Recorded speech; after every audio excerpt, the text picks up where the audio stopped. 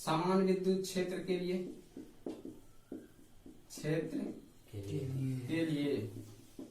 क्या हो जाएगा, E1 बराबर E2, तीव्रता समान हो जाएगा। तो यहाँ पे ये समीकरण 3 मान लेते हैं। अब ये समीकरण 3 में इसका मान पुट कर देते हैं, तो E1 और E2, यदि E1 के जगह E2 रखते हैं, ठीक है, समीकरण 3 में E1 के जगह E2 रख दिए, इंटू डेल x1 बराबर ये हो जाएगा E2 डेल x2। अब ये E1 E2 खत्म हो जाएगा। समझ में आया? नहीं आया? नहीं आया। हम लोग क्या किए, यहाँ पे ये जो E1 और E2 है, हम देखें कि समरूप क्षेत्र में E1 बराबर E2 होता है, मतलब सभी जगह E1 E2 के जगह E मान पुट कर सकते हैं, बराबर होता है। हाँ बराबर होता है। तो यदि हम E1 और E2 के जगह सिर्फ E कर दें पुट, तो अब कंफ्यूज नहीं हो जाएगा। तो ये हो गया यहाँ पे E और यहाँ पे भी E, और E और E खत्म हो जाएगा, तो बचेगा क्या, dx1 बराबर dx2। अब ये भी रिलेशन बहुत इंपॉर्टेंट है। यहाँ से हम लोग यहीं पे पहुंचना था, हमको क्या करना था कि ये दोनों के बीच जो विभवांतर होता है, विभवांतर बराबर है, इसका मतलब है कि दोनों के बीच का जो दूरी है वो भी बराबर होगा। समझ में आया ना? yes, दोनों के बीच का दूरी भी क्या होगा, बराबर हो जाएगा। ठीक है, तो अब हम लोग क्या करेंगे, अब ये जो है तीसरा पॉइंट, चौथा पॉइंट जो हम लोग लिखे अभी, ये समाप्त हुआ। क्या देखे कि यदि समान विद्युत क्षेत्र में समविभव पृष्ठ को रखा जाए, तो दोनों के बीच का विभवांतर जो होता है वह समान होता है, जिसके कारण दूरी भी समान होता है। हम लोग प्रूफ करके दिखाएगा। तो आप लोग एक बार फिर से वीडियो देखिएगा, हो सकता है कि ये आपके दिमाग से उड़ जाएगा, कारण थोड़ा ये सोचने का है क्षमता, और पीछे जिसका रिवाइज हुआ होगा, एक एक कॉन्सेप्ट क्लियर हुआ होगा, वो ये समझ सकता है। ठीक है, तो यहाँ आप लोगों को फिर से एक बार बताते हैं, ये समरूप विद्युत क्षेत्र है, इसमें जो है पृष्ठ रखे हुए हम 3 पृष्ठ, तो इसमें जो है दोनों का जो डिफरेंट होगा वो सेम होगा, ये प्रूफ करना था, दोनों का विभवांतर सेम होता है। ठीक है ना? तो अब हम लोग आगे चलते हैं और वो लास्ट हम प्रॉपर्टी बताएंगे, चौथा, पांचवा, हाँ ये 5वां होगा। अब हम लोग ये थोड़ा सा देख लेते हैं, बहुत इंपॉर्टेंट है। अभी हम लोग क्या निकाले, एक इंपॉर्टेंट चीज निकाले अभी हम लोग, जो कि यहाँ यूज करेंगे, E dx1 और E2 dx2, ये निकाले हुए।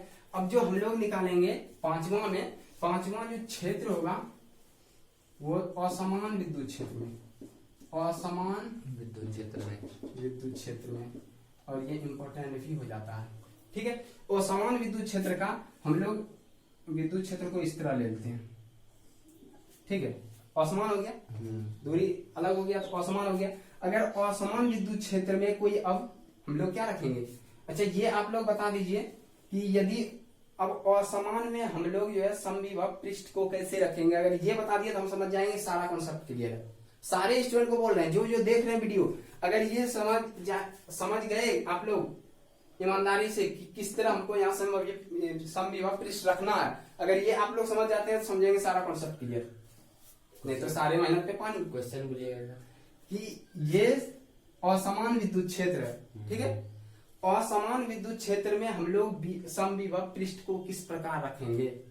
अभी हम लोग यहाँ पे क्या किए थे, समान विद्युत क्षेत्र में समविभव पृष्ठ को इस तरह रखे थे ना, तो अब असमान विद्युत क्षेत्र में हम लोग देखेंगे समविभव पृष्ठ का मान किस तरह होगा। चलिए बताइए जल्दी, असमान विद्युत क्षेत्र में समविभव पृष्ठ जो होगा वह किस तरह होगा, नहीं होगा आप लोगों से। एक बार फिर से वीडियो देखिएगा, ठीक है ना, बहुत सारा कॉन्सेप्ट उसमें क्या होता है। देखिए इसका जो समविभव पृष्ठ होगा वो इस तरह होगा। अब आप लोग पूछ सकते हैं ना सर कैसे हुआ इस तरह, क्या बोलिए, पूछ सकते हैं या नहीं? पूछ सकते हैं, तो हम भी पूछ सकते हैं कि आप लोग कॉन्सेप्ट क्लियर क्यों नहीं कर रहे हैं, मतलब विषय क्लियर नहीं कर रहे हैं। देखिए क्यों हुआ, अभी जस्ट हम लोग बताए थे कि समविभव पृष्ठ और विद्युत क्षेत्र, ये समविभव पृष्ठ है, ठीक है, मान लेते हैं ये कोई समविभव पृष्ठ है। समविभव पृष्ठ और विद्युत क्षेत्र के बीच का जो संबंध होता है वो लंबवत होता है। तो यहाँ हमको ये लंबवत दिखाना है, ये इस दोनों के बीच में यहाँ लंबवत होना चाहिए, लंबवत होना चाहिए, लंबवत होना चाहिए, ठीक है ना। लंबवत करने के लिए हम लोग भी इसको कर्व में बना दिए। कल हम विद्युत बताए थे ये प्लस और माइनस के कारण इस तरह करके बताए थे, प्लस से माइनस, प्लस से माइनस, हाँ यस इस तरह बताए थे। और समविभव पृष्ठ इस पे कैसे रखे थे, सबसे पहले ये गोल रखे, हाँ उसके बाद इस तरह लिए, हाँ फिर ये धीरे धीरे धीरे धीरे जो है ना इस तरह टेढ़ा होते गया, ये जो है अर्धगोलाकार बन गया। कारण क्या था, यहाँ पे जो बनना चाहिए अल्पांश पे ये लंबवत होना चाहिए, यहाँ पे जो बनना चाहिए अल्पांश पे लंबवत होना चाहिए। तो लंबवत दर्शाने के लिए हम लोग इस तरह लिए हैं, और देखिए यहाँ पे इस तरह हुआ, यहाँ भी लंबवत है, तो इस तरह का बनना चाहिए, इसीलिए हम लोग ये लिए। समझ में आया? तो यहाँ पे अब देखते हैं कि एक पृष्ठ के को लेते हैं इस तरह होता है, और दूसरे पृष्ठ को यदि हम लें इस तरह, और तीसरा पृष्ठ जो लेंगे, ठीक है ना, तीसरा पृष्ठ इस दोनों पृष्ठ से काफी दूर रखना पड़ेगा। अब थोड़ा सा कॉन्सेप्ट है, वीडियो ज्यादा लंबा हो रहा है, तो आप लोग जो है इतना मेहनत से यदि हम बना रहे हैं तो आप लोग पूरा का पूरा वीडियो देखिएगा। ये कॉन्सेप्ट बहुत ही ज्यादा जो है कॉन्सेप्ट इसमें यूज हुआ है इस जो है प्रोसेस में। तो अब हम लोग जो अगला विभव पृष्ठ रखेंगे, समविभव पृष्ठ, वो ऐसे होगा, ठीक है। अब ये पूछ सकते हैं ना सर जी ये डिफरेंट कैसे हो गया, ये हमेशा दूर ही हो जाएगा कैसे। अब ये देखते हैं हम लोग, यहाँ हम लोग में डिफरेंट कैसे है, ठीक है ना। इन दोनों के बीच में डिफरेंट देखने के लिए हम लोग यहाँ थोड़ा समझते हैं, और याद रखना है कि ये प्रबल जहां पर विद्युत बल रेखा सघन होता है, वहां पे विद्युत क्षेत्र क्या होता है, प्रबल होता है, प्रबल विद्युत क्षेत्र होगा, ठीक है ना। जहां पर ये सघन होगा, और जहां दूर दूर होगा तो यहाँ विद्युत क्षेत्र क्या होगा, दुर्बल होगा, ठीक है, दुर्बल होगा। तो यहाँ हम लोग इस रिलेशन से हम लोग समझ चुके कि यहाँ पे कि E जो है E1 ग्रेटर देन होगा E2 से।